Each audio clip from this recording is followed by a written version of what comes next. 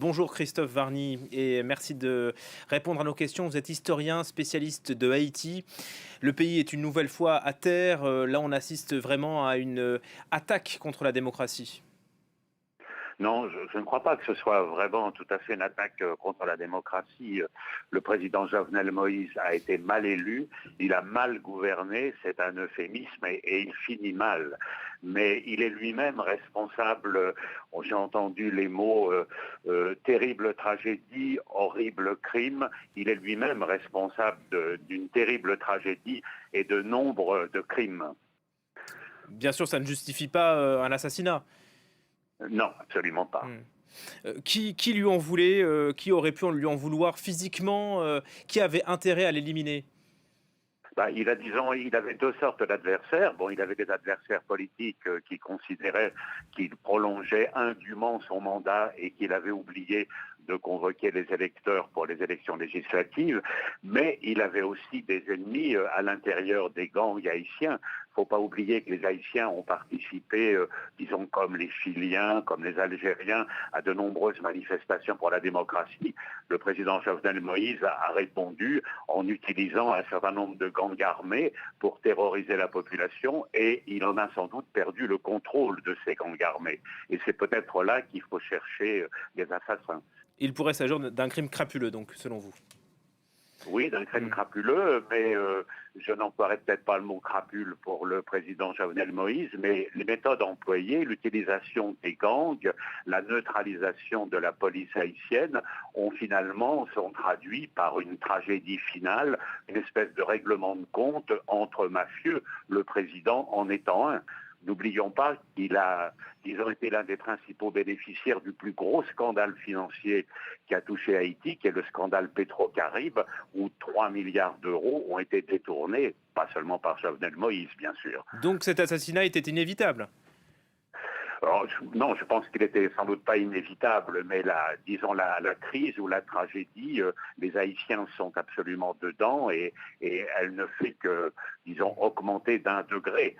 Mais je ne pense pas que la situation des Haïtiens va s'aggraver aujourd'hui ou demain. Hmm. Mais le problème, c'est qu'après-demain, on va trouver quelqu'un, quelque chose, un salut public pour sortir ce pays de la tragédie. Alors justement, la dernière prise de parole vient du Premier ministre Claude Joseph qui a déclaré l'état de siège.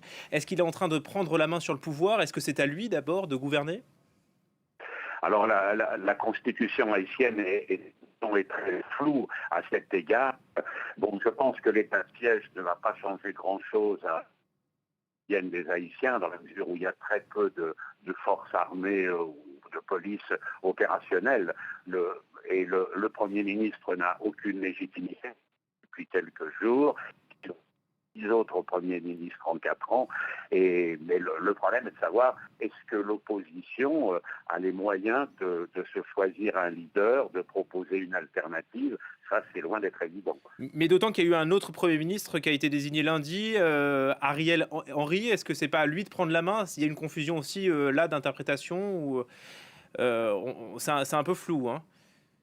Non, je pense qu'en cas de vacance du pouvoir, c'est ou c'était le président de la Cour de cassation ou l'une des juridictions de l'État haïtien qui devrait prendre le pouvoir. Mais je pense qu'elle a été démantelée, elle n'est pas actuellement opérationnelle. Et donc, c'est vrai, vous avez tout à fait raison, la légitimité du pouvoir, est-ce un Premier ministre, un autre, un juge, c'est très difficile à savoir. Mais les choses vont se jouer assez rapidement, peut-être pas sur la scène politique, mais dans la rue. La priorité, c'est quoi aujourd'hui pour Haïti? La tenue des élections? Comment remettre le pays sur les rails? Disons, il n'y a pas d'autre solution que la tenue d'élections à la fois présidentielles et législatives, mais le passé a montré que les élections ne faisaient pas forcément la démocratie Bien sûr. et qu'il y a absolument besoin de repenser l'avenir d'Haïti et ça, c'est un travail absolument de longue haleine auquel peut-être quelques hommes politiques sont prêts, mais sans doute pas la majorité. Merci beaucoup Christophe Warny d'avoir accepté de répondre à ces quelques questions. Je rappelle que vous êtes historien spécialiste de Haïti.